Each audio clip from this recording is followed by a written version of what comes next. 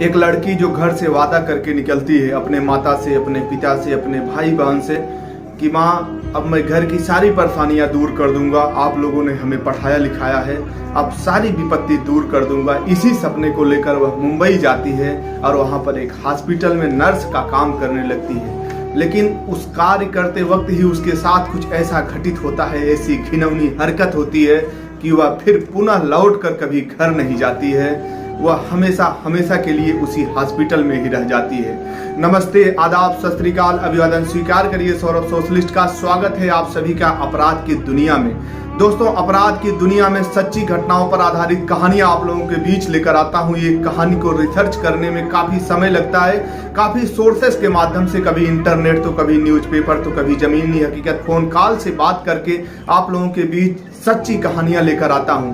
तो अगर आप लोग हमारे चैनल पर नए हैं तो प्लीज चैनल को सब्सक्राइब कर लें और बेल आइकन दबा लें, ताकि अगर कोई भी स्टोरी आए तो सबसे पहले नोटिफिकेशन आप लोगों तक पहुंचे। तो आइए देर न करते हुए कहानी को शुरू करते हैं। कर्नाटक का एक हल्दीपुर इलाका है, जहां पर 1 जून 1948 को जन्मी एक ब्राह्मण परिवार में, काफी बड़ा परिवार था, वहां पर जन्मी अरुणा शानबाग, जिनकी कहानी आज आप लोगों को सुनाऊंगा, जिसको सुनने के बाद आपके रोंगटे खड़े हो जाएंगे। यकीनन यह कहानी आपको परेशान करने वाली है, हैरान करने वाली है। अरुणा शानबाग कर्नाटक के हल्दीपुर में जन्मी थी। उनके माता पिता और 6 भाई थे और 3 बहनें थी।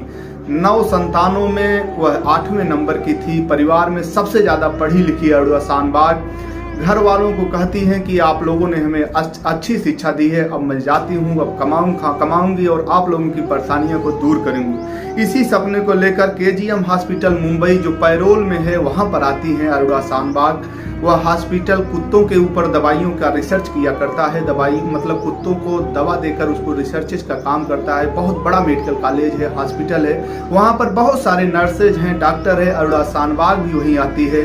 अरुणा शानबाग इतनी व्यवहार कुशल थी कि उनका सभी डॉक्टरों से, सभी नर्सों से काफ़ी अच्छा संबंध था, काफ़ी अच्छी बैठती थी, हंसी मजाक बातचीत हुआ करती थी। अरुणा शानबाग की सभी लोग तारीफ किया करते थे।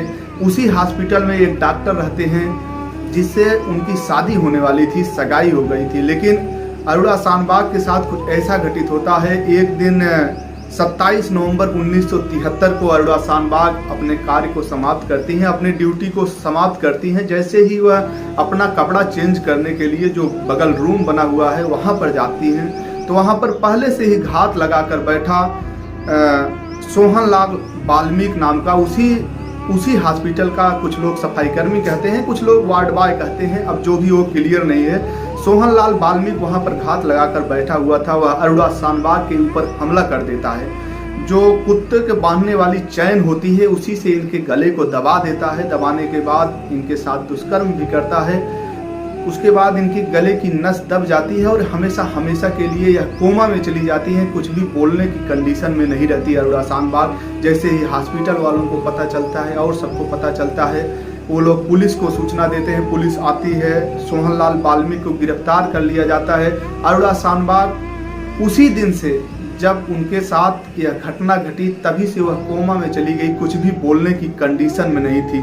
उसी हॉस्पिटल के संदीप सरदेसाई थे जिससे अरुणा शानबाग की सगाई हुई थी, शादी होने वाली थी। संदीप सरदेसाई 1 वर्ष तक इंतजार करते हैं, सेवा सत्कार अरुणा शानबाग की करते रहते हैं, लेकिन कोई सुधार नहीं होता है। फिर 4 साल बाद संदीप सरदेसाई दूसरी शादी कर लेते हैं, लेकिन अरुणा शानबाग बिस्तर पर रहती है, बेड पर ही रहती है, कुछ भी बोल नहीं पाती है, कुछ भी इशारा नहीं समझ पाती। समझ लीजिए जिंदा लाश बन के कोमा में जब व्यक्ति चला जाता है तो वह वैसे ही पड़ा रहता है।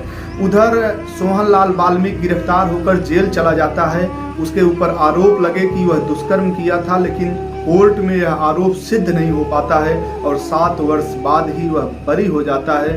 इधर अरुणा शानबाग बेड पर पड़ी रहती हैं। इनका परिवार जो है, यह जब मुंबई में रहती थी तो लोग बताते हैं अपनी बड़ी बहन के पास रहती थी। इनकी बड़ी बहन कुछ दिन आती है, इनकी सेवा सत्कार करती है, देखभाल करती है, लेकिन समय के साथ लोग बदल जाते हैं, परिस्थितियां बदल जाती हैं, आवश्यकताएं बदल जाती हैं। कोई अरुणा शानबाग का ध्यान देने वाला नहीं रहता। लेकिन सलाम करिए उस हॉस्पिटल की नर्सों को, उनको तक हमारा सलाम पहुंचाइए। उन लोगों ने बहुत ही मेहनत किया अरोड़ा शानबाग के साथ, एक परिवार की तरह इनकी देखभाल करते थे, इनको दवाइयाँ दिया करते थे।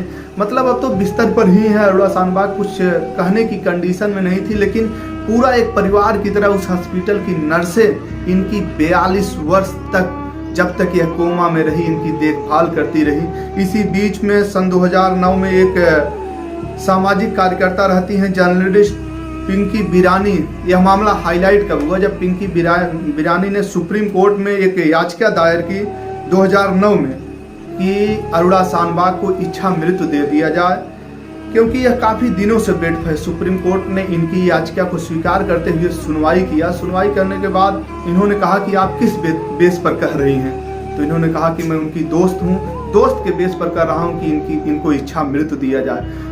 सुप्रीम कोर्ट ने अरोड़ा शानबाग का परिवार उसी हॉस्पिटल वालों को माना और हॉस्पिटल वालों से एक रिपोर्ट मांगी कि आप लोग क्या चाहते हैं। हॉस्पिटल वालों ने, हॉस्पिटल की नर्सों ने साफ इनकार कर दिया। उन्होंने कहा कि अरोड़ा शानबाग जब तक जिंदा रहेंगी तब तक इनकी मैं सेवा सत्कार करूंगी, इनकी जो भी मदद हो सकेगी करूंगी। इसके बाद इस केस को खारिज कर दिया गया। जो इच्छा मृत्यु की जो पिंकी बिरानी जर्नलिस्ट थी, यह जो मांग की थी, इसको खारिज कर दिया गया और वह हमेशा हमेशा के लिए ही कोमा में बनी रही। 18 मई 2015 को अरोड़ा शानबाग का निधन हो जाता है। दोस्तों, इस घटनाक्रम को सुनाने का, इस कहानी को सुनाने का उद्देश्य किसी को परेशान करना नहीं, किसी की भावनाओं को आहत करना नहीं, बस आपको सचेत करना था, आपको जागरूक करना था कि जो अरोड़ा शानबाग अपने पूरे परिवार को छोड़कर आती है हॉस्पिटल में परिवार की खुशहाली के लिए, उसको परिवार उस हालत में छोड़ देता है। ऐसा भी हो सकता है, लेकिन जब उस हॉस्पिटल में रहती है तो हॉस्पिटल ही उसका परिवार बन जाता है। और 1-2 दिन नहीं दोस्तों, कोई 1-2-4 साल नहीं झेल पाता, लेकिन उस हॉस्पिटल ने 42 वर्ष तक अरोड़ा शानबाग की देखरेख की और जब तक वह जिंदा रही उनकी मदद की। तो दोस्तों, घटनाक्रम कैसा लगा, कहानी कैसी लगी, कमेंट करके आप लोग अवश्य बताइएगा। और हाँ, हमें कुछ न कुछ कमी जरूर रह गई, क्योंकि जो सोहनलाल वाल्मीकि था उसको कम से कम उम्र कैद की सजा होनी चाहिए थी। शायद उस समय जब यह घटना घटित थी, शायद रेप में, दुष्कर्म में, ऐसे आरोपों में इतनी कड़ी सजा नहीं होती थी, इसलिए वह 7 साल में ही बरी हो गया। फिर बाद में वह घूमता फिरता रहा, कुछ भी रहा। तो आप लोग कमेंट करके बताइएगा कि यह घटना कैसी लगी, कहानी कैसी लगी। मिलेंगे फिर किसी नए वीडियो में, तब तक के लिए बने रहिए हमारे चैनल के साथ। अंत में बस यही कहूँगा, जिंदगी बहुत छोटी है, किसी का दिल नहीं दुखाएं, कब किसका कहाँ बुलावा आ जाए और जाना पड़े। दीजिए इजाजत, जय हिंद।